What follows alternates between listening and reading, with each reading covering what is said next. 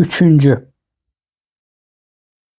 General İvan Fyodoroviç Yepançin kabinetinin ortasında dayanıb çox maraqla içəri girən knyaza baxırdı. O hətta 2 addım ona tərəf yeridi. Knyaz yanaşıb özünü təqdim etdi. General cavab verdi. Bəs belə, mənə təəlluq qulluğunuz? Mənim heç bir təxirə salınmaz işim yoxdur. Məqsədim ancaq sizinlə tanış olmaqdır. Narahat etmək istəməzdim. Ona görə ki, mənim nə sizin gündəlik nizam-intizamınızdan xəbərim var, nə də sərəncamlarınızdan. Lakin mən indicə vaqondan düşmüşəm. İsveçrədən gəlmişəm. General az qala gülümsəyəcəkdi. Lakin biraz düşünüb dayandı. Sonra yenə fikirləşdi. Gözünü qıydı. Öz qonağını bir də başdan ayağa süzdü. Sonra cəld ona stul göstərdi. Özü də çəpəki oturub səbirsizliklə, intizarla üzünü knyaza tərəf çevirdi. Qanya kabinetin küncündə yazı masasının yanında dayanıb kağızları araşdırırdı. General dedi. Tanış olmaq üçün ümumiyyətlə mənim vaxtım azdır. Bir halda ki sizin məqsədiniz var, onda knyaz onun sözünü kəsdi. Mən elə bu cürdə hiss etmişdim. Bilirdim ki, siz mənim buraya gəlişimdə nə isə xüsusi bir məqsəd olduğunu güman edəcəksiniz. Lakin valla, tanışlıq şərəfinə nail olduğum üçün məmnunluq duymaqdan başqa mənim heç bir xüsusi məqsədim yoxdur. Bu tanışlıqdan əlbəttə mən də olduqca məmnunam. Ancaq orası var ki, həmişə əylənmək mümkün olmur. Bəzən bilirsinizmi, işlə də məşğul olmaq lazım gəlir. Bir də ki, mən indiyə qədər bizim aramızda heç bir ümumi münasibət, necə deyərlər, görüş üçün səbəb tapa bilmirəm. Səbəb şübhəsiz ki, yoxdur. Ümumi münasibət də əlbəttə azdır. Ona görə ki, hərgah mən knyaz Mışkinəmsə və sizin zövciyəniz bizim nəsildəndirsə, bu əlbəttə səbəb deyil. Mən bunu çox yaxşı başa düşürəm. Lakin mənim buraya gəlişimin səbəbi ancaq bundan ibarətdir. Mən 4 ildən artıq Rusiyada olmamışam. Bir də ki, mən gedəndə nə vəziyyətdə idim. Heç ağlım özümdə değildi. O zaman da heç bir şey bilmirdim. İndi isə daha betər. Yaxşı adamlara ehtiyac duyuram. Hətta bir işim də var. Heç bilmirəm başıma nə çarə qılım. Hələ Berlində fikirləşirdim ki, hər halda qohumdurlar. Onlardan başlayaram. Bəlkə biz bir-birimizə gərək olduq. Onlar mənə, mən onlara. Hərgah onlar yaxşı adamdılarsa. Mən eşitmişəm ki, siz yaxşı adamsınız. General heyrət edirdi. Olduqca minnətdaram. İcazə verin soruşum, siz hara düşübsünüz? Mən hələ heç hara düşməmişəm. Demək, vaqondan birbaşa mənim yanıma gəlibsiniz. Özü də yükünüzlə, eləmi? Mənim yüküm cəm-cümlətanı içində dəyişək olan balaca bir boğçadan ibarətdir. Və salam, mən adətən onu əlimdə gəzdirirəm. Nömrəni axşam da tuta bilərəm. Sizin hələ nömrə tutmaq niyyətiniz də var? Bəli, əlbəttə. Sizin sözünüzdən mən belə başa düşdüm ki, siz birbaşa bizə gəlibsiniz. Bu ola bilərdi, ancaq siz məni dəvət etmiş olsaydınız. Etiraf edirəm ki, dəvətlə də qalmazdım. Hər hansı bir səbəbə görə deyil, elə belə. Xasiyyətim belədir. Yeri gəlmişkən, deyirəm ki, mən sizi dəvət etməmişəm və etmirəm. İcazə verin, knyaz, hər şeyi bir dəfəlik aydınlaşdıraq. Bu saat danışdığımız kimi bu işi mənim üçün. Əlbəttə, son dərəcə fərəhləndirici hal olardısa da, aramızda qohumluq barədə söhbət ola bilməz. Bir halda ki belədir, mən qalxıb getməliyəm, eləmi? Knyaz qalxıb, vəziyyətinin açıq-aşkar çətinliyinə baxmayaraq, hətta fərəhlə güldü. Bir də vallah, general, mənim buranın adətlərindən qətiyyən başım çıxmasa da, burada adamların necə yaşaması haqqında bir şey bilməsəm də, Elə bu cür olacağını bilirdim. Nə etməli? Bəlkə elə bu cür olması lazımdır. Elə o zaman da mənim məktubuma cavab verməmişdiniz. Yaxşı. Əlvida. Sizi narahat etdiyim üçün məni bağışlayın. Bu an knyazın baxışı elə mehriban, təbəssümü isə mübhəm bir ədavət duyğusu, kin-küdurət əlaməti də təzahür etməyən təbəssüm idi ki, general birdən heyrətə gəlib öz qonağına başqa bir nəzərlə baxdı. Münasibətdəki bütün təbəddülat bir an içində baş vermişdi. General tamamilə başqa bir ahənglə dedi. Bilirsinizmi, knyaz? Axı mən sizi hər halda tanımıram. Amma Lizaveta Prokofievna bəlkə həm familiyası ilə görüşmək istəyər. İstəyirsiniz, vaxtınız imkan verirsə gözləyin. Vaxtım imkan verir. Mən öz vaxtımın ağasıyam. Knyaz bunu deyib, girdə kənarları olan yumşaq şlyapasını dərhal masanın üstünə qoydu. Mən doğrusu elə bu cürdə güman edirdim ki, Lizaveta Prokofievna bəlkə mənim ona məktub yazdığımı xatırlayar. Biraz bundan qabaq mən sizi orada gözləyəndə nökəriniz şübhələnmişdi ki, mən sizin yanınıza yoxsul olduğum üçün yardım istəməyə gəlmişəm. Mən bunu hiss etmişdim. Görünür, bu barədə sizin ciddi təlimatınız mövcuddur. Lakin mən doğrusu bunun üçün gəlməmişəm. Düzünü deyim ki, ancaq adamlarla yaxınlaşmaq üçün gəlmişəm. Ancaq fikirləşirəm ki, yəqin sizə mane oldum. Bu da məni narahat edir. General şən təbəssümlə dedi. Bilirsinizmi nə var, knyaz? Hərgah siz doğrudan da göründüyünüz kimisinizsə, onda sizinlə tanışlıq şübhəsiz xoş olar. Ancaq məsələ burasındadır ki, mən məşğulam. Elə bu saat yenə də əyləşib bəzi kağızları gözdən keçirməli, imzalamalıyam. Sonra isə Zati Alinin huzuruna yollanacağam. Ondan sonra da qulluğa. Əslində belə çıxır ki, mən adamlarla, yəni yaxşı insanlarla görüşməyimə şad olsam da, imkanım məhduddur.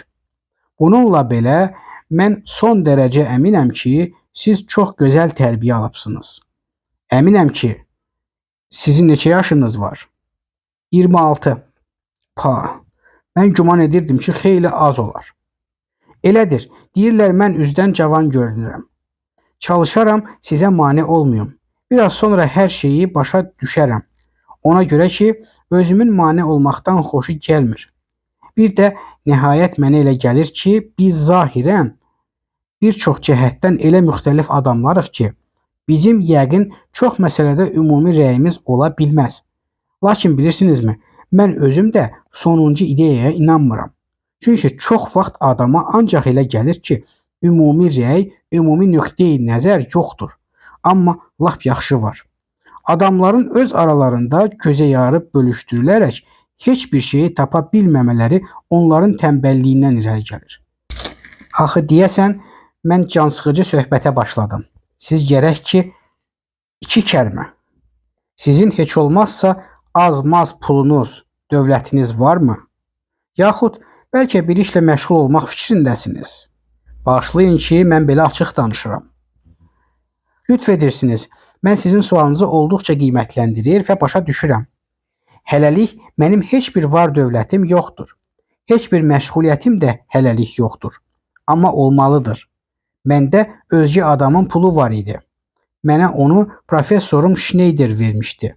Məni İsveçrədə müalicə edib təlim verən Schneider. O mənə ancaq yol pulu vermişdi. Ancaq yola çatan qədər.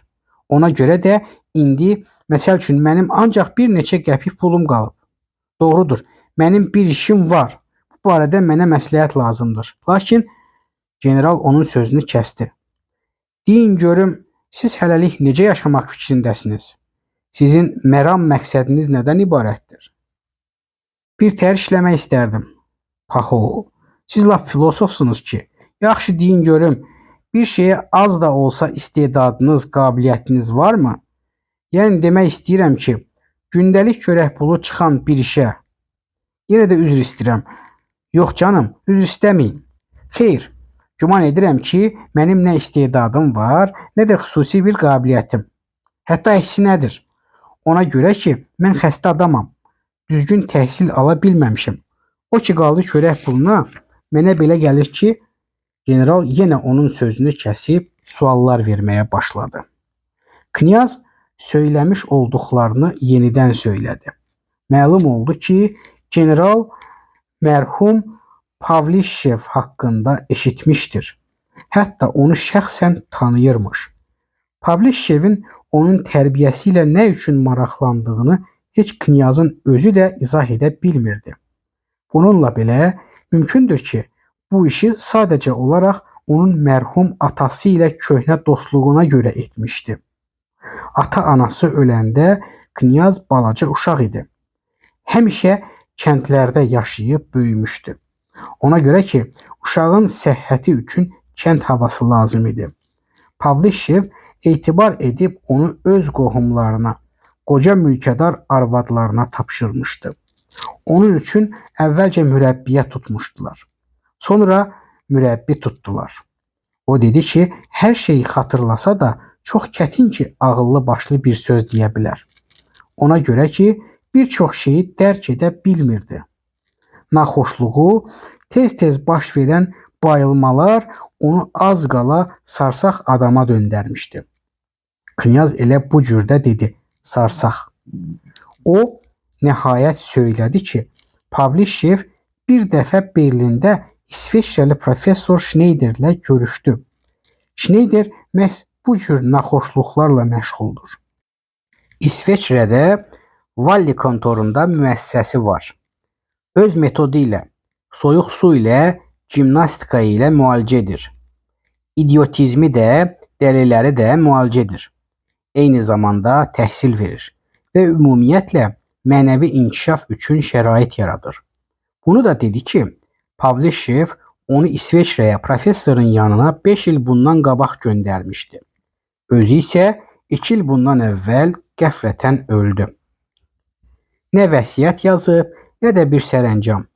Schneider onu 2 ildə saxlayıb müalicə etmişdir.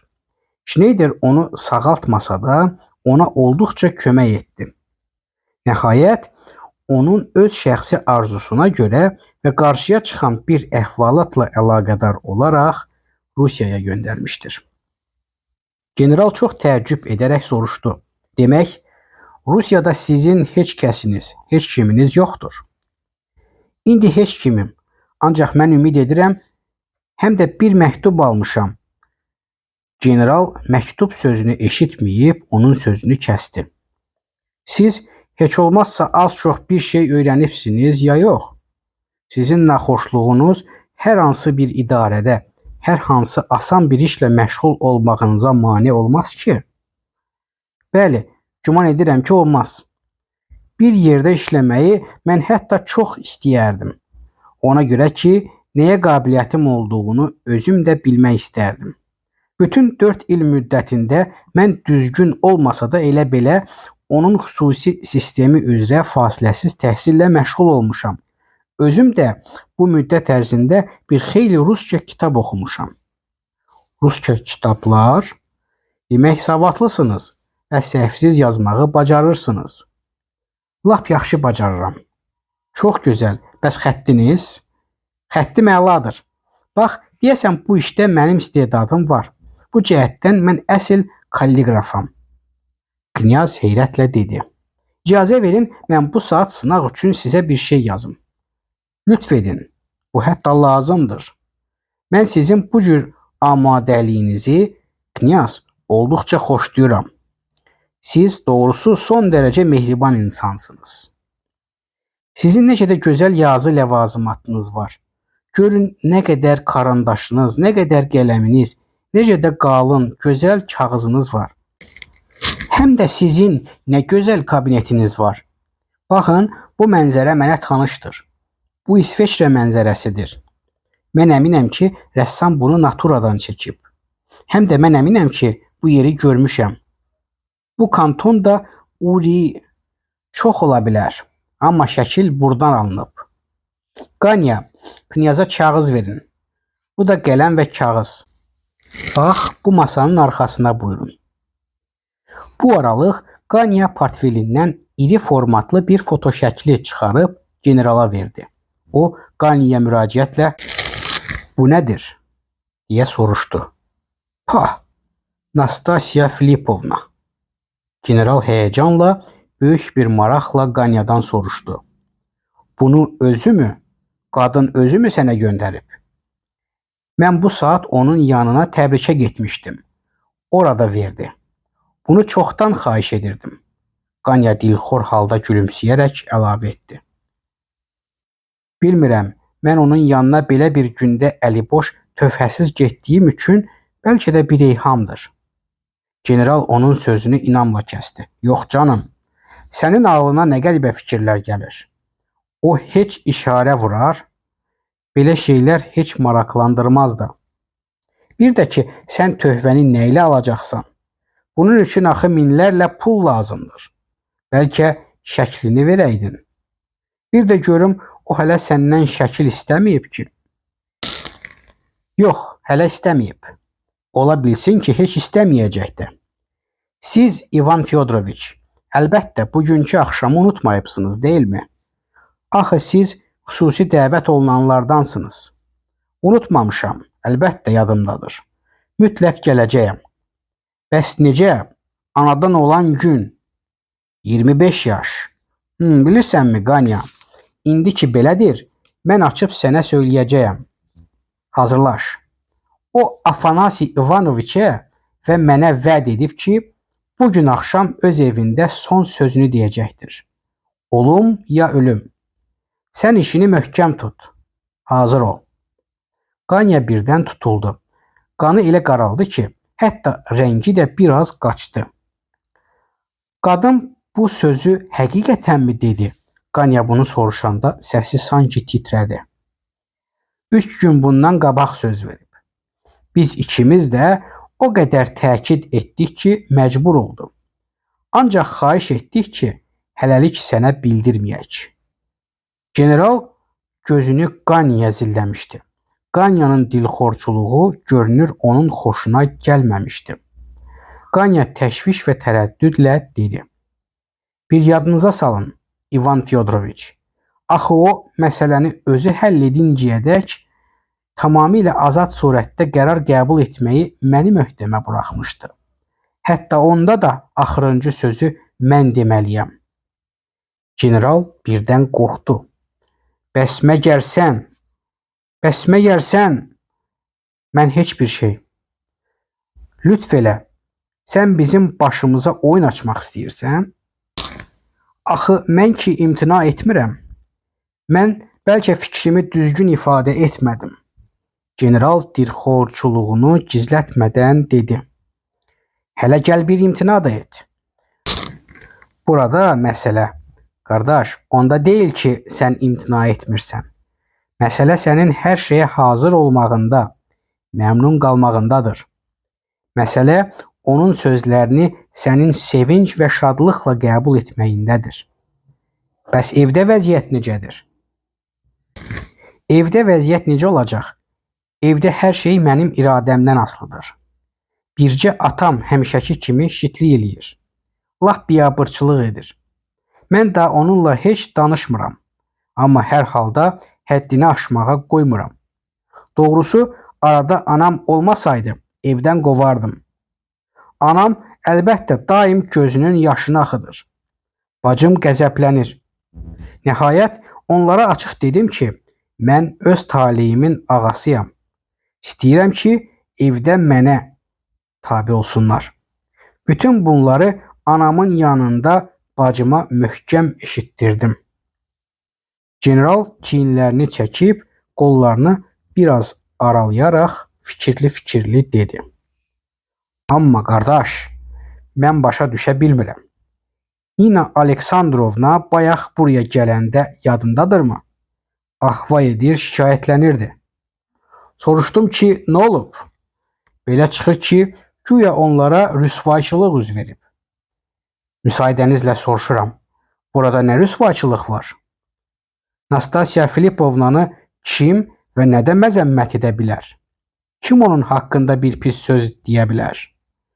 Bəlkə onun Totski ilə əlaqədə olmasını nəzərdə tuturlar. Axı bu xüsusilə məlum şərait nəzərə alınarsa cəfəngiyatdan başqa bir şey deyil. Siz deyir onu öz qızlarınıza yaxın buraxmazsınız, elə deyilmi? Sözə bir bax. Gör ha, vay sənə mən nə deyim, Nina Aleksandrovna. Axı bunu necə başa düşməyəsən? Bunu necə başa düşməyəsən? Qanya çətinlik çəkən generala dedi. Öz vəziyyətini mi? O başa düşür. Siz ona acıqlanmayın. Yeri gəlmişkən onu deyim ki, mən elə o vaxt qulaq burması verdim ki, başqalarının işinə burunlarını soxmasınlar. Buna baxmayaraq, hələ indiyə qədər bizim evimizdə dava qalmaqal baş verməyib. Ona görə ki, hələ son söz deyilməyib. Amma tufan qopacaq. Bugün son söz deyiləcəksə, onda demək hər şey məlum olacaq. Küncdə öz kalliqraf masasının arxasında əyləşən knyaz bütün söhbəti eşidirdi. O, yazını bitirib generalın masasına yaxınlaşaraq yazdığını təqdim etdi. Knyaz portretə diqqət və maraqla baxaraq dilləndi. Demək, Nastasya Filipovna budur, necə də gözəldir, deyə knyaz dərhal hərarətlə əlavə etdi. Portretdə doğrudan da fövqəladə gözəl bir qadın rəsm edilmişdi. Onun əynində son dərəcə sadə və qəşəng qara ipək don var idi. Görünür, tünd xurmayı rəngli saçlarını sadəcə yığışdırmışdı. Gözləri qara, dalğın idi. Coşqun çöhrəsi təkəbbürlü idi. Üzdən biraz arıq görünürdü. Bəlkə də rəngi solğun idi. Qanya ilə general knyaza heyrətlə baxdılar. General soruşdu. Necə yəni Nastasya Filipovna? Məyər siz Nastasya Filipovnanı da tanıyırsınız? Knyaz cavab verdi. Bəli, Rusiyaya gəldiyim cəmi bir sutkadır, amma bu cür dilbər gözəli tanıyıram. Dərhal Ragojinlə görüşünü söyləyib, onun nağıl etdiyi bütün əhvalatı danışdı. Knyazın söylədiyi əhvalatı çox diqqətlə dinləyən general yenə təşvişə düşərək nüfuz edici nəzərlə Qanyaya baxdı. Bu da sənin üçün təzə xəbər. Özünü biraz itirmiş Qanya da mızıldandı. Yəqin ədəbsizlikdən başqa bir şey deyil. Tacir balası eyş-işrətə qurşanıb. Mən onun haqqında bundan qabaq da eşitmişdim. General əlavə etdi. Qardaş, mən də eşitmişəm. Elə o vaxt sırğa əhvalatından sonra Nastasya Filipovna bu məzəli əhvalatı mənə söyləmişdi. Amma indi məsələ ayrı cürdür. Burada bəlkə doğrudan da milyon söhbəti var. Həm də ehtiras. Fərz edək ki, biabırçı ehtiras da var. Amma hər halda ehtirasa çox bənzəyir. Axı bu cənabların başları dumanlananda nələr törədə biləcəkləri məlum məsələdir. Ortaya bir kələk filan çıxmaya, deyə general dalğın halda sözünü bitirdi. Qanya dişini ağartdı. Siz milyondan qorxursunuz? Sən əlbəttə yox. Qanya birdən knyaza müraciət etdi. Sizə necə təsir bağışladı, knyaz? O ciddi adamdır, yoxsa elə belə ədəbsiz şəxsiyyətdir? Məhz sizin rəyiniz necədir? Qanya bu sualı verəndə qəlbində nə isə xüsusi bir duyğu baş qaldırmışdı. Sanki onun beynində yeni və nə isə xüsusi bir ideya yaranmışdı. Bu da onun parlayan gözlərindən, səbirsiz baxışlarından oxunurdu. Səmimi olaraq və sadəlövhcəsinə nigaran olan general da knyaza çəpəki nəzər saldı. Lakin onun cavabından az şey gözləyirdi. Knyaz cavab verdi. Bilmirəm sizə necə deyim, ancaq mənə elə gəldi ki, o qızğın bir məhəbbətə mübtəladır. Hətta bu nə isə dəlicəsinə, ehtiraslı bir məhəbbətdir. Bir də ki, onun özü hələ deyəsən xəstədir. Çox ola bilsin ki, Peterburqa ayaq basdığı ilk gündən xüsusilə əyyaşlığa başlasa, yenə yorğan döşəyə düşəcək. General bu ideyadan yapışdı. Eləmi? Sizə elə təsir bağışladı? Bəli, mənə elə gəldi. Qanya generala baxıb gülümsədi. Buna baxmayaraq, bu cür hoqqabazlar nəinki bir neçə gün ərzində, hətta elə bugün axşama qədər də baş verə bilər. Bəlkə bir əhvalat oldu. General, əlbəttə, dedi. Ola bilər. İş bu şəkil alsa, bütün məsələ Nastasya Filipovnanın beyninə nə batacağından asılı olacaq. Bəs axı, siz onun bəzən nə cür hərəkətlər etdiyini bilirsiniz. Qanı lap qaralmış general yenə çımxırdı. Yəni, nə cür hərəkət? Bəli bax, Qanya, sən bugün xahiş edirəm. Ona çox etiraz etmə. Çalış, ona qarşı bilirsənmi? Belə ol. Sözün qısası səmimi ol. Sən niyə üz gözünü qırışdırırsan?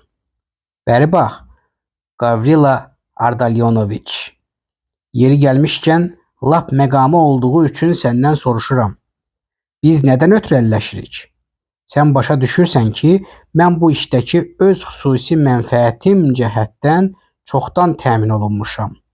Məsələ nə şəkil alırsa alsın, işi mən öz faydama həll edəcəyəm. Trotskinin qərarı qətidir. Demək, mən tamam arxayınam. Ona görə indi mənim bircə istəyim var. O da sənin xeyrindir. Özün düşün. Olmaya mənə inanmırsan. Axı bir də ki, sən sözün qısası ağıllı adamsan. Mən də sənə arxayın olmuşam. Bu isə indiki halda bu Qanya yenə çətinə düşmüş generalın dadına çatdı. Onun sözünü tamamladı. Bu əsas məsələdir. Özü də dodaqlarını büzüb kinli-kinli gülümsədi. O təbəssümünü heç gizlətmək də istəmirdi. Qanya odlu baxışlarını düz generalın gözünün içinə zilləyərək hətta elə bir istəyirdi ki, general onun baxışındakı bütün fikri oxusun. General pörtüb özündən çıxdı. O, Qanyaya acıqlı-acıqlı baxıb, güya ki onun sözünə şərik oldu. Hədə, dərrakə əsas məsələdir. Sən çox gülməli adamsan, Gavrila Ardalyonoviç. Mən belə görürəm ki, sən o tacir balasının meydana çıxmasını özün üçün qurtuluş vəsaiti hesab edərək çox sevinirsən. Axı bu məsələdə lap əvvəldən dərrakə ilə iş görmək lazımdır. Burada məhz başa düşmək lazımdır. Və hər iki tərəfdən namusla, səmimi hərəkət etmək gərəkdir. Belə olmasa, onda başqalarını rüsvay etməmək üçün irəlicədən xəbər vermək lazım idi. Bunun üçün kifayət qədər vaxt da var idi. Cəmi bir neçə saat qalmış olsa da, hətta indi də kifayət qədər vaxt var. General mənalı-mənalı qaşlarını çatdı. Sən başa düşdünmü? Anladınmı? Düzünü de görüm, sən istəyirsən, yoxsa yox? İstəmirsənsə, de. Çox xahiş edirəm. Sizi, Gavrila Ardalyonoviç, heç kəs tutub saxlamır. Hərgah siz bu işdə ancaq tələ görürsünüzsə, heç kəs sizi zorla dartıb tələyə salmaq istəmir. Qanya yavaşdan, lakin əzmlə mən istəyirəm, dedi. Gözlərini yerə dikib, dilxor halda sustu. General razı qaldı. O qızışıb özündən çıxdığı, çox dərinə getdiyi üçün görünür peşman olmuşdu. General birdən knyaza tərəf döndü. Sanki qəflətən təşvişə düşmüşdü. Bu, onun üzündən görünürdü. Ax, knyaz burada idi. Söhbəti hər halda eşitmişdi. Lakin general dərhal sakitləşdi. Knyazın çöhrəsinə nəzər salan kimi tamamilə sakitləşmək olardı. General knyazın təqdim etdiyi kalligrafiya nümunəsinə baxa-baxa qışqırdı. Paho, bu ki gözəl xətt nümunəsidir. Özü də necə nadir bir nümunə. Qanya, sən bir buraya bax. Gör nə cür istedaddır. Qalın valen kağızı vərəqində knyaz orta əsr rus şrifti ilə belə bir ifadə yazmışdı. İtaətli igumen Pafnuti imza etdi. Knyaz fövqəladə məmnuniyyətlə və ruh yüksəkliyi ilə izah etdi. Baxın, bu igumen Pafnutinin şəxsi imzasıdır. 14-cü əsrdə çəkilən şəkildəndir. Bizim bütün qədim igumenlərimizin və metropolitlərimizin çox gözəl imzaları var idi. Özləri də bəzən necə böyük zövqlə, səylə imza edirdilər. General, sizdə heç olmazsa Pagodinin nəşri yoxdur ki? Baxın, mən burada başqa şriftlə yazmışam. Bu, keçən əsrin iri, girdə fransız şriftidir.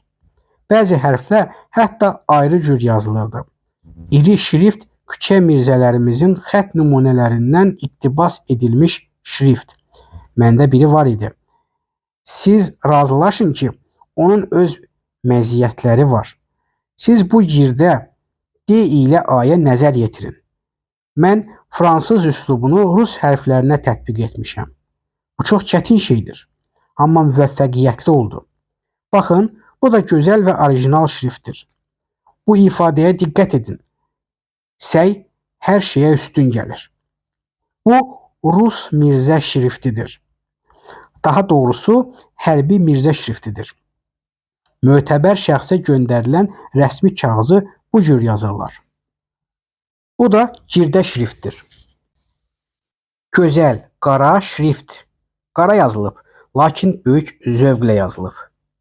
Kalligraf bu cür quyruqlara, yaxud daha doğrusu belə quyruqlar çəkmək təşəbbüsünə, baxın, bu tamamlanmamış nim quyruqlar rəsm edilməsinə yol verməzdi. Görürsünüzmü? Ümumiyyətlə bir tamaşa edin. Axı bu səciyyəvi cəhətdir. Həm də doğrusu burada hərbi mirzəliş qabiliyyəti özünü bütün varlığı ilə nümayiş etdirmişdir. Sərbəstlik etmək də istəyib. İstedad da əl-qol açmağa can atıb. Amma neyləyəsən ki, hərbi yaxalığın qarmağı möhkəm bağlanıb. İntizam özünü xəttdə də göstərib, əladır. Bu yaxınlarda məni təsadüfən tapdığım belə bir xətt nümunəsi heyran etdi. Özü də bunu harda tapdım? İsveçrədə. Baxın, bu sadə, adi və sırf ingilis şriftidir. Bundan da incə və zərif xətt ola bilməz. Burada hər şey gözəllik mücəssəməsidir. Xırda, mirvarid kimi incədir. Bu, kamildir. Baxın, bu da variasiya. Yenə fransız səciyyəli. Bunu bir nəfər səyyah, fransız ticarət firması nümayəndəsindən almışam. Elə həmin ingilis şriftidir. Lakin qara xətt ingilis şriftində olduğundan azca qəliz və qalındır. Ona görə də işıq nisbəti pozulmuşdur. Buna da fikir verin. Oval dəyişib. Girdəliyi azca artıq, həm də quyruqludur. Quyruq isə ən təhlükəli şeydir. Quyruqlu imza fövqəladə böyük zövq tələb edir. Lakin müvəffəqiyyətli çıxanda, tənasüb tapılanda bu cür şrifti heç bir şeylə müqayisə etmək olmaz. Buna hətta vurulmaq da olar. General gülürdü. Paho, siz nə dərin incəliklərə varırsınız. Siz, mənim əzizim, sadəcə kalligraf deyil, artistsiniz. Hə, Qanya? Qanya heyrəthamizdir, dedi və gülüb kinayə ilə əlavə etdi. Hətta öz mövqeyini də dərk edir. General dedi, sən gül, gül. Axı bununla nüfuz qazanmaq olar. Knyaz, siz bilirsinizmi, biz indi sizə nə cür şəxsə kağız yazmağı tapşıracağıq? General saata baxıb, rəyini belə bitirdi. Sizə danışıqsız ilk addımdan ayda 35 manat maaş təyin etmək olar. Amma saat 1-in yarısı olub. Keçək mətləbə. Knyaz, ona görə ki, mən tələsməliyəm. Bugün isə biz bəlkə sizinlə görüşmədik. Bir dəqiqə əyləşin. Mən sizə izah edim ki, sizi çox tez-tez qəbul etməyə imkanım yoxdur. Lakin sizə azca, əlbəttə, lap müxtəsərcə, yəni ən zəruri ehtiyac üçün səmimi olaraq kömək etmək istəyirəm. Sonrasını özünüz bilərsiniz. Dəftərxanada mən sizin üçün bir iş taparam. Ağır iş olmayacaq, ancaq səliqəli olmağı tələb edəcək. İndi gələcək məsələlər barədə Gavrila Ardalyanoviç İvolginin, baxın, mənim həmin bu gənc dostumun, xahiş edirəm onunla tanış olasınız.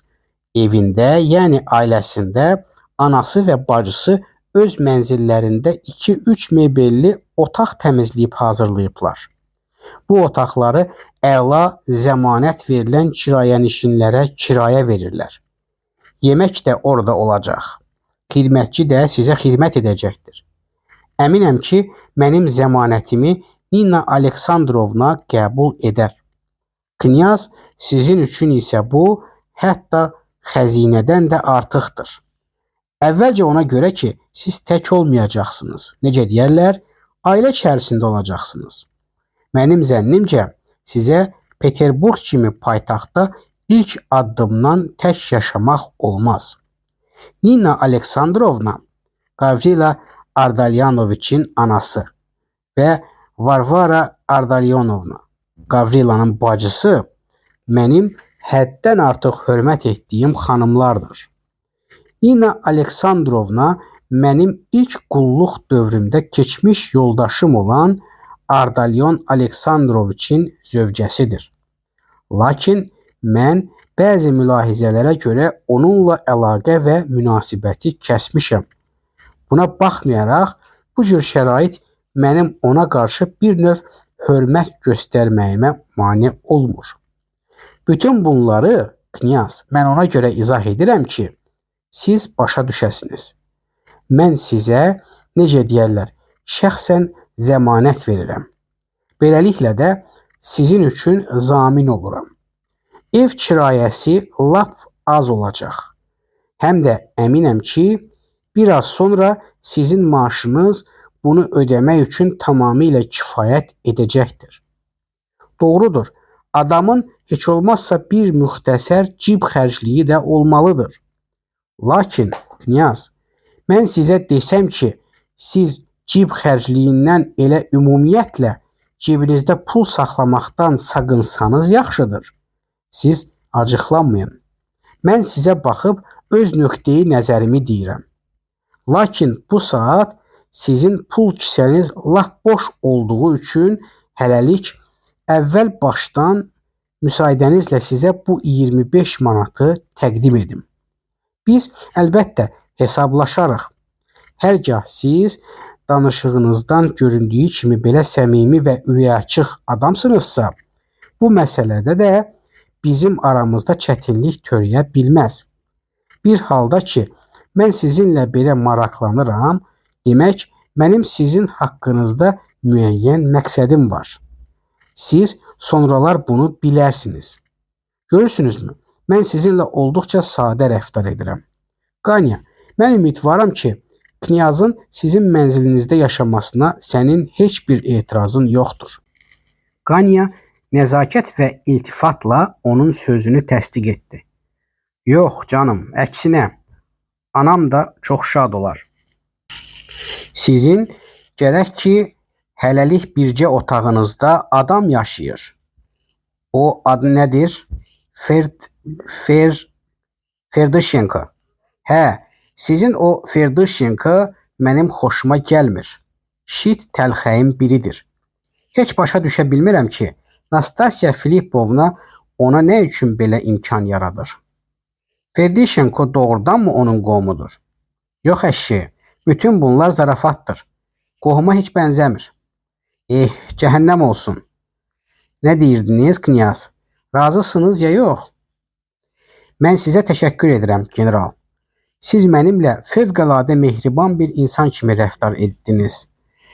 Mənzil məsələsini mən heç sizdən xahiş də etməmişdim. Mən bunu məğrurluqdan demirəm. Mən həqiqətən heç bilmirdim başıma nə çarə qılım. Doğrudur, biraz bundan qabaq məni Raqojin öz evinə dəvət etmişdi.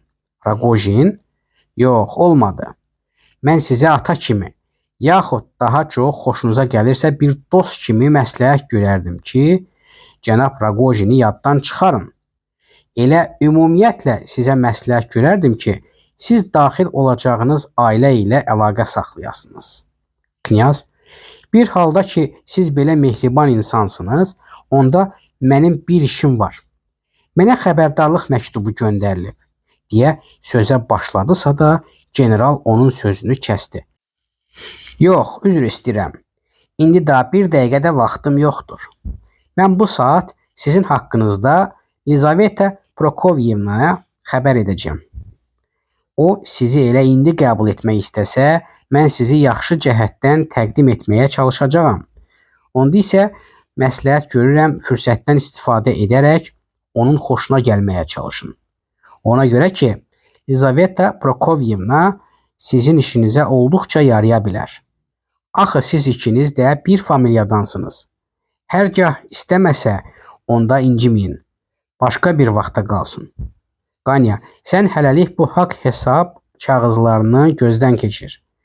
Biz biraz bundan qabaq Fedosiyevlə xeyli əlləşdik. Onları əlavə etmək yadınızdan çıxmasın. General çıxdı. Knyaz haqqında az qala 4-cü dəfə danışmağa başladığı öz işi barədə bir şey söyləyə bilmədi. Qanya papiros yandıraraq knyaza da papiros təklif etdi. Knyaz papiros götürdü. Lakin o, Qanyaya mane olmamaq üçün dinib danışmırdı. Ona görə də kabinetə göz gəzdirməyə başladı. Lakin Qanya generalın ona göstərdiyi rəqəmlərlə dolu kağıza ancaq gözücü nəzər saldı. Onun fikri dağınıq idi. Onlar ikilikdə qalanda knyaz fikir verib gördü ki, Qanyanın təbəssümü, baxışı, dalğınlığı daha da gərginləşmişdir. Birdən o knyaza yanaşdı. Knyaz isə yenə Nastasiya Filipovnanın portretinə tamaşa edirdi. Qanya ona diqqətlə baxıb birdən soruşdu. Knyaz, demək, bu cür qadın sizin xoşunuza gəlir, eləmi? Bu sözləri elə dedi ki, elə bil onun nə isə fövqəladə bir niyyəti var idi. Knyaz cavab verdi. Heyrətamiz çöhrədir. Həm də mən əminəm ki, onun taleyi adi insan taleylərindən deyil.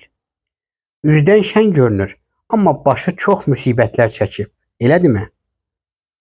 Bunun onun gözlərindən oxumaq olar.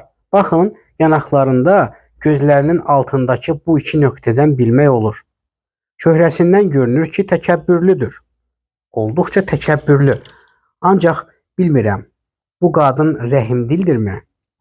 Ah, nə olardı rəhimdil olaydı. Onda hər şeyi xilas etmək olardı.